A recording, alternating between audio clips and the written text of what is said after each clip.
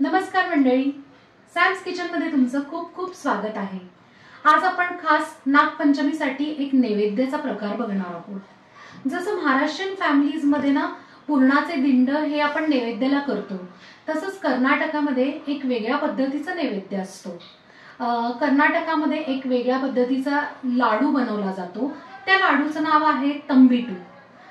हे जे तंबिटू आहेत ते खास डाळव किंवा पंढरपुरी डाळव तर यापासून बनवलेले असतात आणि शुगर फ्री असतात, म्हणजे आपला जो गूळ असतो त्याच्यापासून बनवलेले असतात। सो पूर्ण रेसिपी बघण्यासाठी तुम्हाला पूर्ण व्हिडिओ बघायला लागेल। हे लाडू पौष्टिक असतात आणि सगळ्यांना लहानांपासून मोठ्यांना आवडण्यासारखे सुद्धा असतात। तुम्ही इतर वेळेला सुद्धा ॲज अ स्नॅक म्हणून मुलांसाठी करू शकता। सो नक्की करून मला कमेंट मध्ये सांगा। तंबिटू लाडूसाठी ना आपल्याला एक बाउल पंढरपुरी डाळ म्हणजे फुटाण्याची डाळ घ्यायची आहे आणि आता आपण ह्याची पावडर करून घेऊयात। आपण डाळव्याची ना पावडर करून घेतलेली आहे आणि आता आपण ती एका बाउल मध्ये काढून ठेवूयात। आपल्याला लाडूसाठी काही जिन्नस भाजून घ्यायचे, त्यासाठी मी एक छोटा पॅन ठेवलेला आहे। त्यात आता आपण 3 चमचे तीळ टाकून घेऊयात आणि थोडंसं 1 ते 2 मिनिटं आपण छानपैकी भाजून घेऊया। आता 2 मिनिटं झालेले, तीळ छान भाजून झालेत आणि तडतड आता उडायला पण चालू झालेले। आता आपण गॅस बंद करूया आणि अर्धी वाटी बारीक किसलेलं खोबरं किंवा मग डेसिकेटेड कोकोनट असतं ते टाकलं तरी चालेल। काय होतं माहिती का की गॅस तर म्हणजे पॅन आपला खूप कडक गरम आहे, सो तेवढी हीट सफिशियंट आहे खोबरं भाजण्यासाठी।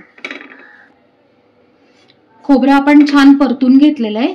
आता या पॅन मध्येच आपण हे दोन्ही मिश्रण गार करून घेऊयात।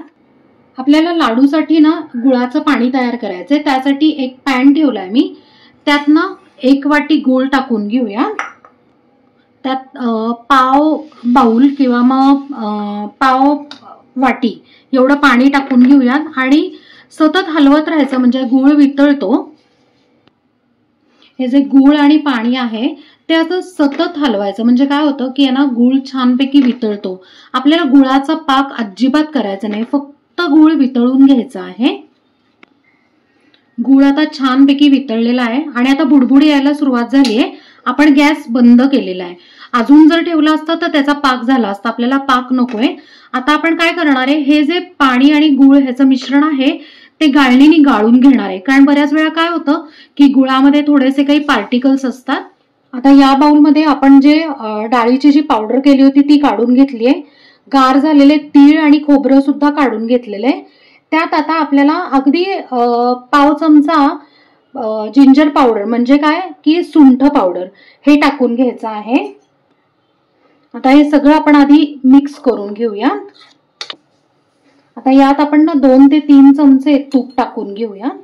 आपण हे जे गुळाचं आणि पाण्याचं मिक्सचर आहे ते थोडं थोडं टाकत हलवत राहायचंय, नाहीतर काय होतं की त्याचा गोळा होतो, यासाठी। आधी आपण चमच्याने सगळं मिक्स केलं, आता थोडंसं कोमट झालंय, आपण हे सगळं हाताने मिक्स करूया। मिश्रणाचा छानपैकी आता गोळा झालेला आहे आणि अगदी हाताला कोमट लागतंय, तर काय करायचं, कोमट असतानाच ना असा लिंबा एवढा गोळा घ्यायचा आणि त्याचे लाडू आपण छानपैकी वळायचे असे। आपण सगळे लाडू आहेत ना वळून घेतलेले आहेत। या अंदाजात ना जवळजवळ एक 9 ते 10 लाडू होतात। तर फ्रेंड्स, नागपंचमीच्या नैवेद्यासाठी खास कर्नाटकी पद्धतीचे लाडू म्हणजेच तंबिटू तयार आहेत आणि त्यावर आपण आहे ना काजूनी गार्निशिंग केलेले आहे।